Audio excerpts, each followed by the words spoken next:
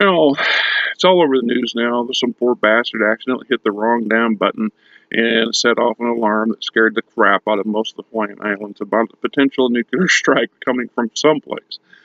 Most everybody assumed it was coming from North Korea, but fortunately, luckily for the public and for this person, nobody accidentally died in a crash or in a panic fell down a flight of stairs and broke their neck.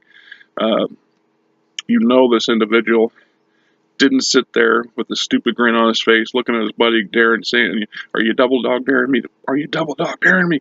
The guy did not hit the button on purpose. They say it was because of the placement of the button, and they were in a transition between shifts, and it was an accident. And it took them a freaking hour to reset it.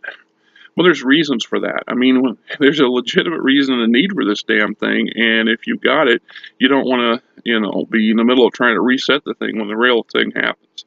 So they have to have it. They don't have too many safeguards, but now they got it set up so it takes two people to trigger it. Well, that's great. So what happens when that second person's in the John? I'm saying, what happens when that second person's, down there screwing around in the storeroom somewhere when the shit hits the fan? Now, by the time they get that thing out, missiles are already coming down out of the atmosphere on top of the town, on top of Honolulu, and that's the end of that. Of course, I'm sure our Navy and our military has got its own set of protocols and watches, so at least they'll be ones running for cover where everybody else is about ready to croak. I've mixed opinions on this.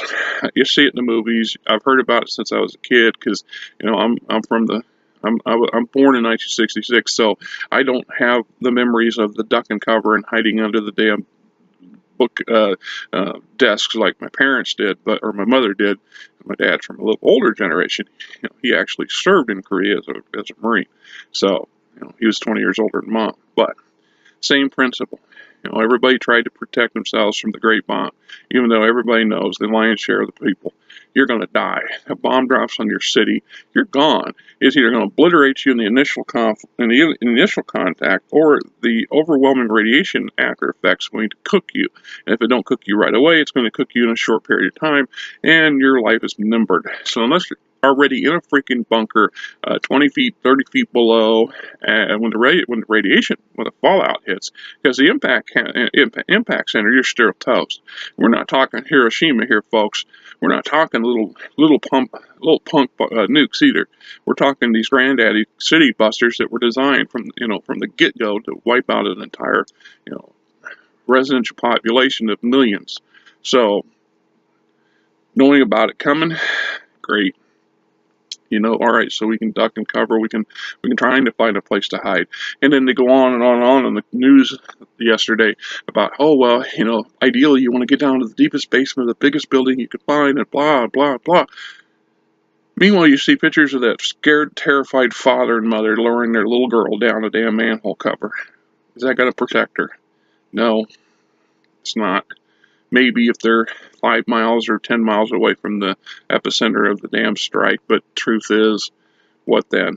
Right? She's in a hole, scared by herself. Maybe her parents got her with them. No food, no water, no change of clothes, no nothing. Nuclear fallout dropping down up like an ashy rain everywhere above. Everything's contaminated. No, they're lucky the winds will be blowing the wrong direction or the other direction, so it'll carry the worst of it away from them. But people like them or like me, we're stuck in this RV. This is our only protection. There is no basement to the office in there. Even if I could get into the damn place, it's locked all the time. The shop I can get into is just a big metal building. No protection there. Maybe a little protection from long distance fallout when the nukes knock Omaha out of the picture. But then what? Right? My age, who wants to be out there trying to survive in a world that's gone insane? Because that's what's going to happen. That's exactly how it's going to be. It's not going to, there's 100 possible scenarios, and those government practices and plots for all of them, and we have strategic reserves and response teams and blah, blah, blah. So, A, unlimited nuclear strike hits, the rest of us are okay. We obliterate the dumbass that fired one at us. B, somehow or another, that one nuke sets off a chain reaction that fires off every nuke in the world. We're all screwed. And it's Mad Max or worse. The lion's share of us aren't going to be around to care. We're either going to die short, or or we're going to die a long, nasty death. Frankly, give me the bomb. 30 years ago, I'd said, give me Mad Max. I'll take my chances. Now, not so much. Getting old. This sucks. Imagine, like I said, 6 freaking degrees outside right now, and that's not including the wind chill of 15, 20 below. And there's a drifting snow or blowing snow or something going on. So can you imagine that being a nuclear wasteland? When you see those post-apocalyptic world scenarios, everybody's living in a warm environment. It's freaking Australia or the southern United States. Think about Walking Dead for a minute. Walking Dead took place in Georgia. Now, how bloody cold in the winter does it get down there? It gets chilly. It gets cold. Don't get me wrong, but it isn't Minnesota. It's not Wyoming. Can you imagine trying to go through survive a winter in that scenario in the north? Not so hard. I'm just saying it's not so hard to realize that the bulk of the world is in deep doo-doo. We're deep shit. Something like that goes down, no matter what kind of post-apocalyptic whatever breaks loose.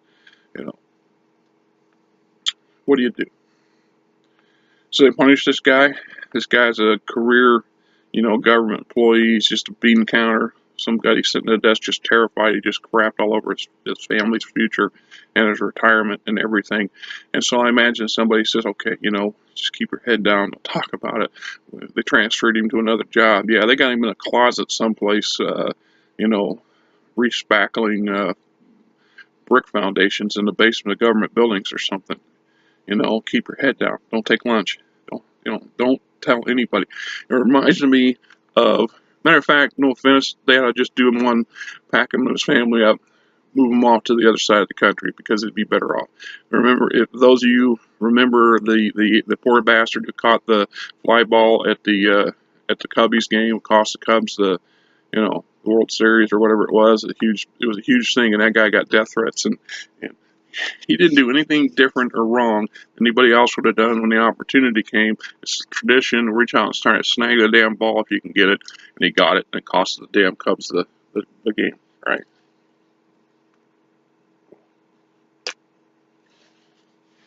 Got ice in my milk from the refrigerator.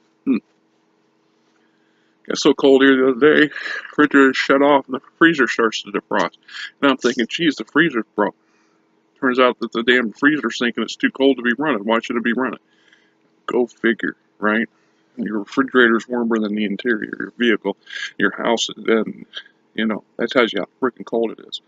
So, this poor guy gotta be eating himself inside now. Who wants to accidentally do that? Scare the crap out of people. What scares me is the fact that we need guys like this. We need guys like this, and that we all of our governments have these things, these protocols. They were talking about it here in Iowa. We don't have a particular one specifically for a nuclear attack. It's for an all natural or an all disaster response or something is what they call it.